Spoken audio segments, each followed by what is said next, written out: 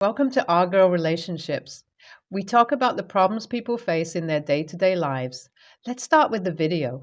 For as long as I can remember, it's always been my mom and me. My dad is late. The closest I have ever been to my dad is through pictures and videos. When my mom was pregnant, she got a call from his workplace that he slumped and they were rushing him to the hospital, but he died before they got there. My mom doesn't really like to talk too much about the details, so I don't bug her about it.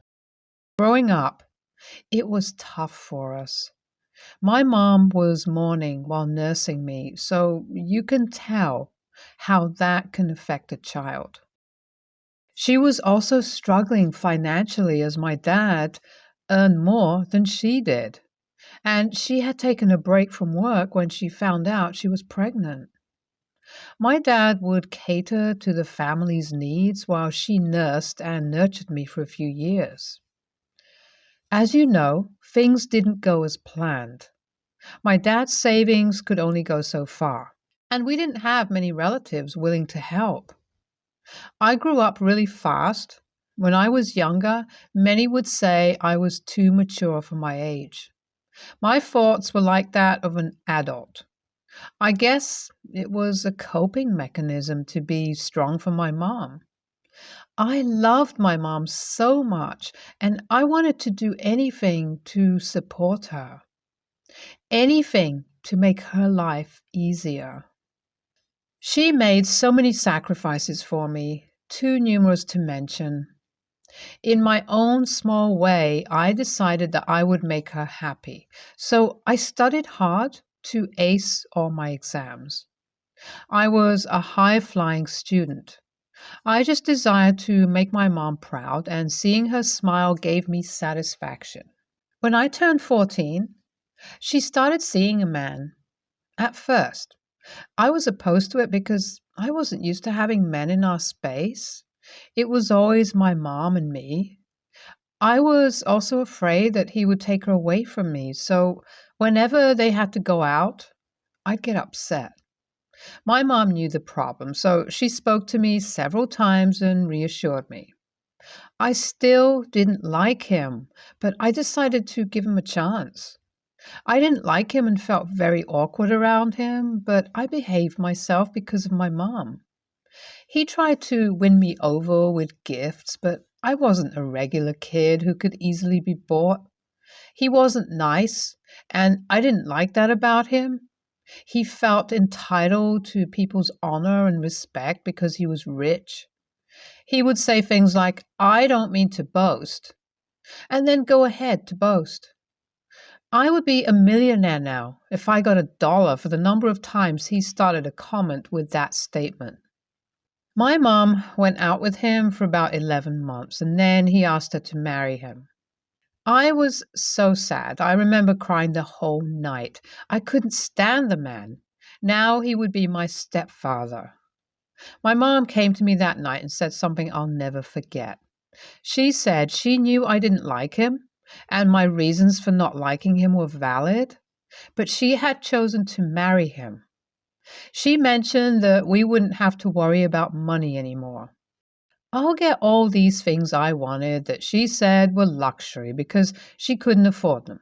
It broke my heart that my mom was marrying for convenience so she wouldn't have to worry about me. After the wedding, everything changed. My stepfather stopped trying to impress me. In fact, it was like I was the third wheel in their marriage. I would have been able to endure it more if my mom had fought for me, but she didn't. It got worse when my mom got pregnant with his children. It was as if I no longer existed. I was emotionally abused. My stepfather thought I was useless and would amount to nothing. He never failed to express it. I was a child that wasn't allowed to make mistakes. But how possible is that, really? He would make a big deal about everything I did and stop at nothing to demean me. He did it more when my mom wasn't around, and a few times when she was. When he saw that she didn't confront him about that, he took it as silent consent. I couldn't wait to become an adult and move out of the house.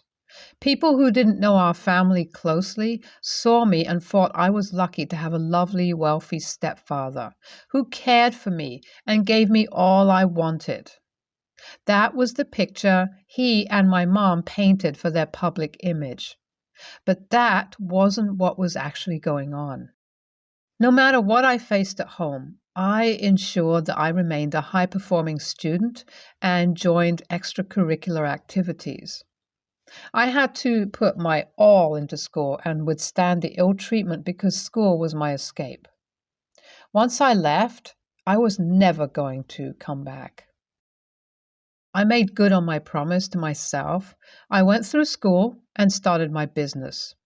The first few years after school was hard. However, I decided that I needed to do it on my own.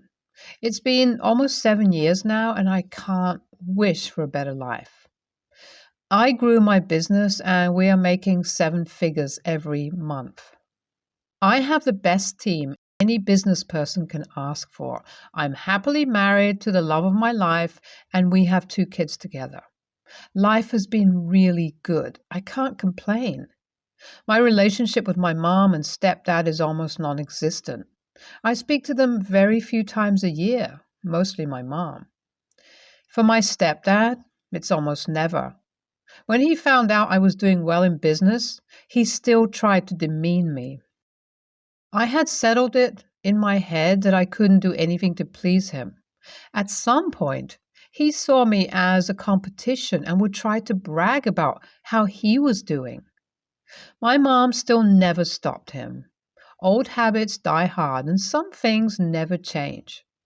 Anyways, keeping in touch with my parents on a regular basis wasn't healthy for me, so I stopped. I stopped expecting them to be proud of me and to see that I had made something of myself. I got a call from my mom yesterday asking me to come home urgently. I thought something had happened to her, so I rushed to see her the next day. I was surprised that there was no seeming emergency. Everyone seemed all right. I could tell that she had something important on her mind that she wanted to say. My mom wasn't one to hide emotions. My stepfather came back, and the tension in the air quadrupled. Suddenly, all the things he did to me kept rushing back. All the times my mom didn't stand up for me. My stepdad asked me for money because his business was bankrupt. He didn't say it like he was asking for help or pleading with me. He asked for it like I had no choice but to give it to him. I said a big no. I could see he was shocked, but he quickly fixed his expression. He started to say how I owed him my life for caring for my mom and me. He said he took me in and paid all my expenses. I agreed that he did that, but not without making my life miserable. Besides, I was part of the package when he married my mom. He signed up to be my father and to take care of me when he said I do to my mom. I added that he did a very terrible job, and I would have preferred if he never came into our lives. My mom tried to cut me off, saying he was my father and I needed to show some respect. I descended on her and told her she was an excuse for a mother. She married him so he could cover our expenses, even though she knew he wasn't good for us. She never stood up for me when her husband abused and vilified me.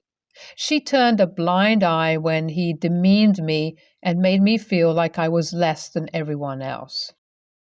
She let a man and money come in between our relationship. I haven't forgiven her for that. I made it clear that I wouldn't give any of them my money and that they should stop contacting me. My stepdad wouldn't stop. The most annoying part is he hasn't changed his approach. He still feels that he is entitled to my money. He had better find another way to get the money he needs because it's not coming from me. He thought I was the child who wouldn't amount to anything. Why am I the only one among my step-siblings who can save his company? My mom pleaded and pleaded with me. She said there was so much at stake for her and they couldn't lose their source of income. At this point, no one was saying the right things because all my mom said triggered me even more. After I had spoken my mind at her, there was no remorse for what she did, and she didn't acknowledge what I said. But here she was, telling me about her source of income being affected. It was always about her all along. She didn't want to live without, even to my detriment. She only cared about having money. Money she didn't work for. I recall how she paid a deaf ear to all my complaints about my stepfather, but would go out every day bringing back expensive things that she bought with his money and say that she was doing it for both of us. No, she did it only for herself and her selfish reasons. How could she sleep well at night, knowing that she was being a horrible mother? My answer still remains the same. I will not help them. The business can go down the drain for all I care. My husband tried to change my mind but knew not to push further. NTA, your stepfather deserves what he got and more. I'm sorry your mother was too weak to stand up for you. You may want to investigate and make sure that he isn't abusing her too. YTA, in the beginning you mentioned how much you loved your mother. Your actions now don't show that you love her, and you would be making the same mistake she made, only in a different way. BG, my mom raised the four of us, 27 female, me, 25 male, 19 female, 17 male, as a single parent, and she was always the cool mom, baking cookies, playing video games, etc. She always said I was the responsible one, so I became in charge of checking homework, making sure everyone went to bed on time, and eating their vegetables, basically playing bad cop to mom's good cop. She told me multiple times that her plan was for all five of us to live under the same roof for all time, and that I would be in charge of keeping the family together. I said, screw that, and moved halfway across the country after college. We went NC for a few years, but I reached out a while back because I do miss them. I'd call our current relationship strained but pleasant. We avoid heavy topics and talk once in a while. I heard from the youngest, Ryan, that he had moved into my old bedroom a while back. Cool, I quickly forgot about it. Ryan called me the other day asking if I could help him with college apps. I happily agreed, but when we went on the Zoom call, I saw he was in my room. Not the room I had used, my room exactly as I had left it years ago. Same posters, same bedspread, even the cardboard boxes filled with old clothes clearly labeled throwaway. Frankly, I was freaked out. I asked Ryan why he hadn't redecorated, and he said, Mom won't let him, that I'll eventually move back into that room and he'd go back to his old one. I was pissed. I managed to get through his college questions and had to lay down. That night, I texted Ryan asking if he had a PayPal or something and that I would send him money to buy new stuff and to please get rid of my old stuff because I am not coming back. And that was his room now. The next day, I called Mom and told her what I told Ryan and that it was messed up that she let him live in my room without changing it. She blew up at me, saying I was a selfish AH and that I can't have it both ways. Either I'm not responsible for the kids and I should butt out, or I'm responsible and I need to own up to abandoning them. This has stuck in my craw ever since. I do think it's super weird. But if Ryan's been living like that without complaint, am I just getting involved unnecessarily?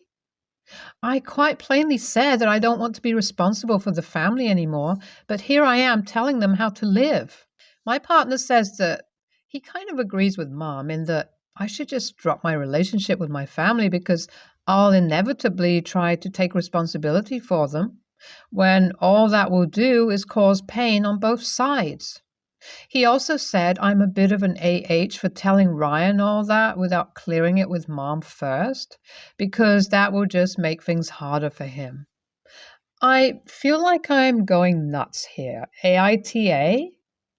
NTA, your mom has both turned you into her co-parent in her mind to a wild extreme. Not okay. And has a very disturbing and unrealistic want to have everyone stay children and the same in her house forever. Her job is to raise capable adults who start their own lives, but that's not what she thinks it is. I'm sorry that she's making you feel like the bad guy here. Having a loving and supportive relationship with your siblings from afar is healthy. The only option shouldn't be in her house and fully responsible for them as a parent or NC. That's nuts. You're right to be freaked out by the frozen in time bedroom. That's sometimes done when someone dies, not when they simply move out. That's insane. And she's attempted to groom you into the parent while she gets to act like a child. She needs intense mental help. NTA by any stretch of the imagination. I think if your brother seems okay with it, he may actually be trying to emotionally distance himself from the reality of it. Also, because you're the responsible one instead of Mom, he may be comforted by being surrounded by your belongings. I'm going to try and explain this as clearly as possible because it's a very confusing story, so sorry in advance. I, 28 female, live with my friend and roommate, 30 female, in a flat that I own. We have been friends for almost a decade and have lived together a few times over the years, and when I bought my place, she asked to move in. It was a good deal. She gets to save to buy by paying reduced rent, and I get some help with the mortgage. My friend is also from a super religious family, but does not follow a lot of her family's beliefs now, premarital sex, drinking, etc. Her parents have accepted this, but asked that she keeps that part of her life hidden. The problem started when my friend found out she was pregnant from a NOS and decided to keep the baby. Her parents disowned her, and she was heartbroken, but not surprised. I told her that I was okay with her continuing to pay rent here and live with me for as long as she needs, and she gave birth to her baby boy, A, 6 months ago. Around 2 months ago, her parents got back in touch and told her they'd like to see her. She has lots of much younger siblings who she helped raise, so she was super excited to go and see them. But they asked her not to take the baby, as they don't want to be involved with him. I offered to look after A while she saw her siblings, thinking it would be a one-time deal. Now she visits them almost every weekend and sometimes during the week, often staying the night, while I look after A. I didn't mind too much to begin with. He's a very good baby and I love hanging out with him. But A got sick last weekend just before she left to stay at her parents' house for the night, and after his temperature got super high, I took him to the hospital. It took her 6 hours to answer her phone, and she still didn't come to the hospital for another 3. Her parents live an hour away. I felt so powerless when A was sick because I'm not his mom or guardian, and the hospital had regulations about how much I could do for and be with him, and although he's better now, I'm worried about looking after him again. She asked me to take care of him again this weekend, and I lost it. I explained that she had really put me in a horrible position while he was ill, and if she doesn't give me some sort of guardianship, medical rights over him, I won't be watching him again. She cried and said, I'm holding her hostage now by giving her an ultimatum that means she can't see her parents if she doesn't agree to give me rights to her son. And now I feel like I may be TA. Thank you all so much for all the responses and advice. You all brought up a lot of good points that I honestly hadn't considered. I've been thinking very short term, really just about trying to help my friend and look after A. I don't think I realize what the long term implications of continuing to help her with him or for asking for legal rights to him would do. And I do think she's taking advantage of me a bit. I am going to try and talk to her soon to discuss what exactly is happening at home with her parents and try to figure out a long term plan in regards to her living with me and me taking care of A so frequently. I'm also going to try and gently bring up PPD as I hadn't considered that as an issue. Thank you all again. I will update afterwards. NTA. Honestly, I think you're focusing on the entirely wrong thing here. Your friend found out her baby was in the hospital and did not care. Does that sound healthy to you? Is that the kind of person you want to live with? You really need to ask yourself exactly how involved you want to be here, because your friend sounds like a horrible parent, and you taking care of this baby is wallpapering over that. Do you imagine yourself babysitting this kid every weekend 6 years from now?